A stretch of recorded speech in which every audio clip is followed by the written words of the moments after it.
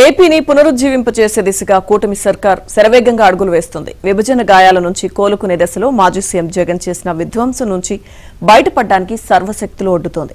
ప్రభుత్వ పథకాలు, ప్రజా సంక్షేమం, రాష్ట్ర అభివృద్ధిలో తన కార్యాచరణను క్షేత్రస్థాయిలో అమలు చేయాల్సిన జిల్లా కలెక్టర్లతో ఏపీ ముఖ్యమంత్రి చంద్రబాబు ఉదయం 10 గంటలకు విస్తృత సమీక్షా సమావేశం నిర్వహించనున్నారు.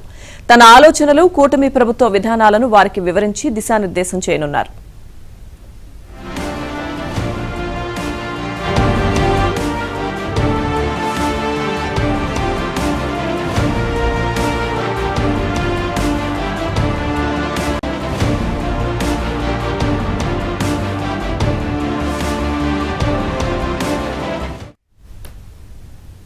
గత ప్రభుత్వ వైఫల్యాలను దృష్టిలో పెట్టుకుని రాష్ట్ర సర్వతోముఖాభివృద్ధి, ప్రజా సంక్షేమం కోసం అమలు చేయాలి అనుకున్న బహుముఖ వ్యూహాన్ని కలెక్టర్లు ఆయా శాఖల ముఖ్య కార్యదర్శులతో చర్చించి దాని అమలుకు కార్యాచరణను ఇవ్వనున్నారు. ముఖ్యమంత్రిగా 1995 నాటి మోడల్ను అమలు చేస్తానని ఇప్పటికే చంద్రబాబు పలుమార్లు ప్రకటించారు.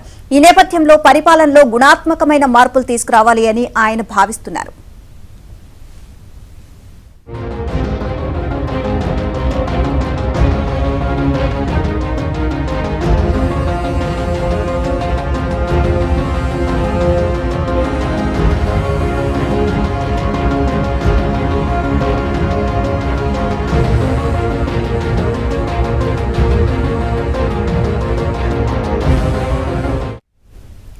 చంద్రబాబు అంటే కేవలం అభివృద్ధికే ప్రాధాన్యం ఇస్తారన్న విమర్శలకు ధీటుగా బదులివ్వడానికి సన్నద్దమవుతున్నారు.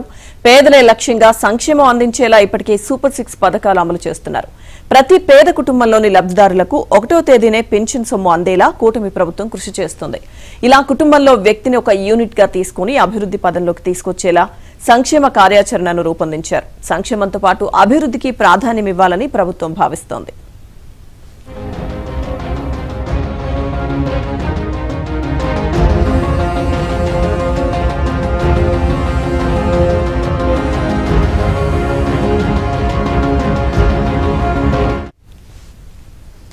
గత జగన్ ప్రభుత్వంలో ముఖ్యమంత్రి కేంద్రంగానే పాలన సాగింది. అప్పట్లో సీఎం జగన్, ఆయన సలహాదారు సజ్జల రామకృష్ణారెడ్డిదే పెత్తనం.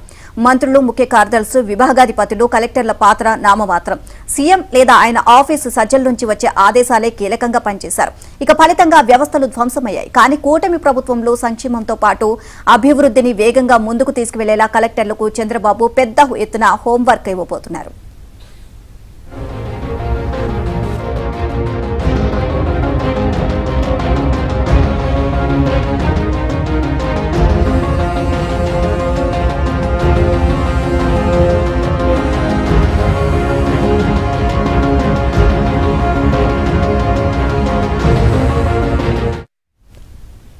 ప్రభుత్వ శాఖలు, కలెక్టర్లు లేవనెత్తే సమస్యలపై వెనువెంటనే స్పష్టమైన నిర్ణయాలు తీసుకోవాలని సీఎం భావిస్తున్నారు. నదుల అనుసంధానం ప్రక్రియపై కలెక్టర్ల కాన్ఫరెన్స్ లో సీఎం చంద్రబాబు స్పష్టత ఇవ్వనున్నారు. నదీ జలాలు సముద్రంలో కలవకుండా ప్రతి నీటి బొట్టు సాగుకు సద్వినియోగం చేయాలని, 26 జిల్లాల్లోని 4 కోట్ల ఎకరాల్లో ప్రతి ఎకరాకు సాగునీరందేలా కార్యాచరణ చేపట్టాలని వారిని సీఎం ఆదేశించనున్నారు.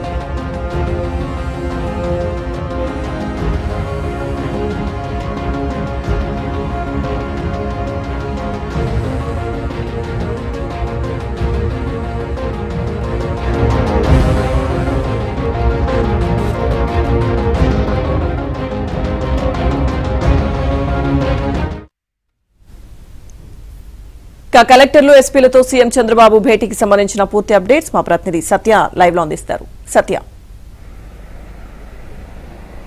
లక్ష్మీదుర్గ మరి కాసేపట్లో అంటే ఉదయం 10 గంటలకు ప్రభుత్వ ప్రాధాన్యాలు తెలియజేసే అతి కీలకమైన కలెక్టర్ల కాన్ఫరెన్స్ ప్రారంభం కానుంది. ముందుగా దీన్ని 2 రోజుల పాటు నిర్వహించాలని భావించినా ఒక రోజుకే దీన్ని కుదించడం జరిగింది. అయితే 10 గంటలకు కలెక్టర్ కాన్ఫరెన్స్ ప్రారంభోపన్యాసం CCLA కమిషనర్ చేయబోతున్నారు. తర్వాత రెవెన్యూ శాఖ మంత్రి అనగాని సత్యప్రసాద్, ఆ వెంటనే ఆర్థిక మంత్రి పయ్యావుల కేశవ్, తర్వాత డిప్యూటీ సీఎం, తర్వాత సీఎం ప్రభుత్వ ప్రాధాన్యాలను ఒక్కొక్కటిగా వివరించబోతున్నారు. ముఖ్యంగా సీఎం దాదాపు అర్ధగంట పాటు ప్రభుత్వ ప్రాధాన్యాలు ఏంటనేది ప్రధానంగా వివరించబోతున్నారు. ముఖ్యంగా సంక్షేమం, అభివృద్ధి రెండూ కూడా తమ ప్రభుత్వ ప్రాధాన్యాలని కలెక్టర్లకు వివరించడంతో పాటు తమ ఏదైతే ప్రాధాన్యాలుగా తీసుకున్నామో వాటిని అమలు చేయడానికి అందరూ సహకరించాలని కూడా ఆయన కోరబోతున్నారు. దీంతో పాటు ఏదైతే గత 5 ఏళ్లలో విధ్వంస పాలనతో తొలి కలెక్టర్ కాన్ఫరెన్స్లో విధ్వంస పాలన ఏ విధంగా స్టార్ట్ అయిందో అలాగే అభివృద్ధి పాలన అనేది ఈ కలెక్టర్ కాన్ఫరెన్స్తో ప్రారంభమవుతుందని ముఖ్యమంత్రి చెప్పబోతున్నారు. మొట్టమొదటిసారిగా వైఎస్ జగన్ అధికారంలోకి వచ్చిన వెంటనే పెట్టిన కలెక్టర్ కాన్ఫరెన్స్లోనే ప్రజావేదికను కూల్చివేస్తామని చెప్పి ప్రకటన చేశారు. అదేవిధంగా ఈ కలెక్టర్ కాన్ఫరెన్స్లో మాత్రం తొలిసారి నిర్వహించే ఎన్డీఏ కూటమి ప్రభుత్వం వచ్చిన దాకా నిర్వహించే కలెక్టర్ కాన్ఫరెన్స్లో మాత్రం నిర్మాణాత్మకమైనటువంటి నిర్ణయాలు ఉంటాయని కూడా చెబుతున్న పరిస్థితి అయితే ఉంది. అదేవిధంగా ముఖ్యమంత్రి చంద్రబాబు 10:30 నుంచి 11 గంటల మధ్య ఆయన తన ప్రారంభోపన్యాసం అయితే కీలకోపన్యాసం అయితే ఇవ్వబోతున్నారు, కీనోట్ అడ్రస్. అదేవిధంగా అనంతరం విజన్ ఆంధ్ర ఎట్ 2047 డాక్యుమెంట్ను ఆర్థిక శాఖ ప్రణాళికా శాఖ principal secretary Piyush Kumar present చేయబోతున్నారు. దీని తర్వాత వరుసగా ప్రాధాన్యత రంగాలైనటువంటి ప్రాథమిక రంగాలైన వ్యవసాయం, అదేవిధంగా ఉద్యానవన, పశుసంవర్ధక, అడవులు, మైన్స్ ఈ రంగాలపైన ప్రధానంగా ప్రజెంటేషన్స్ ఉంటాయి. తర్వాత 12:10 నుంచి 1 గంట వరకు కూడా సంక్షేమ రంగాలైన గిరిజన, సాంఘిక, అదేవిధంగా EWS తదితర సంక్షేమ శాఖలకు సంబంధించినటువంటి ప్రజెంటేషన్స్ ఉంటాయి.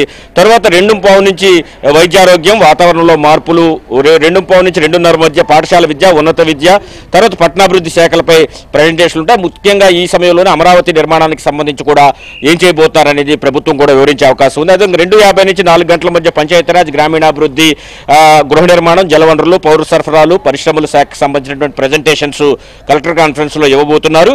అయితే సాయంత్రం 4:20 నుంచి 6:30 మధ్య రెవెన్యూ, ఆబ్కారీ, అదేవిధంగా రవాణా, రోడ్లు, భవనాలు, IT, ఎలక్ట్రానిక్స్ అండ్ కమ్యూనికేషన్స్, చేనేత, జౌలి, పర్యాటకం, క్రీడా, యోజన శాఖలకు సంబంధించినటువంటి ప్రజెంటేషన్స్ ఆయా శాఖల ఉన్నతాధికారులు అయితే ఇవ్వబోతున్నారు. అయితే ఎవరి ప్రజెంటేషన్ ఉంటుందో ఆ సమయంలో మాత్రమే అధికారులు రావాలని కూడా ఇప్పటికే స్పష్టం చేశారు.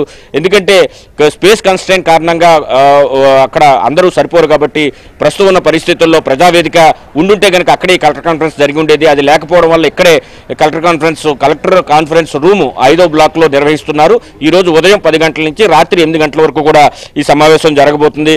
అదేవిధంగా రెవెన్యూ శాఖ special CS Sisodia closing remarks సాయంత్రం చేయబోతున్నారు. అదేవిధంగా గతంలో ఏదైతే విధ్వంస పాలన జరిగిందో అటువంటి పాలన కాకుండా పూర్తి స్థాయిలో అభివృద్ధి ఎజెండాగా, అదేవిధంగా సంక్షేమ ఎజెండాగా తమ పాలన ఉండబోతుందని కలెక్టర్లకు, ఎస్పీలకు ముఖ్యమంత్రి చంద్రబాబు దిశానిర్దేశం చేయబోతున్నారు. ఇదే సమయంలో పలు కీలక అంశాలు కేంద్ర ప్రభుత్వం నుంచి వచ్చే పథకాలు సంబంధించి గత ప్రభుత్వం ఏ విధంగా అయితే నిర్లక్ష్యం వహించిందో ఆ పథకాలు వీళ్ళంత వరకు రాష్ట్రానికి రప్పించుకోవడం, అదేవిధంగా రాష్ట్రాన్ని ప్రస్తుతం ఆర్థికంగా గాడిలో పెట్టే ప్రయత్నం చేయడానికి కలెక్టర్లు, ప్రభుత్వ యంత్రాంగం ఏ విధంగా సహకరించాలనే అంశంపైన కూడా ఈ కలెక్టర్ కాన్ఫరెన్స్ లో విస్తృతంగా చర్చ జరిగే అవకాశం ఉంది.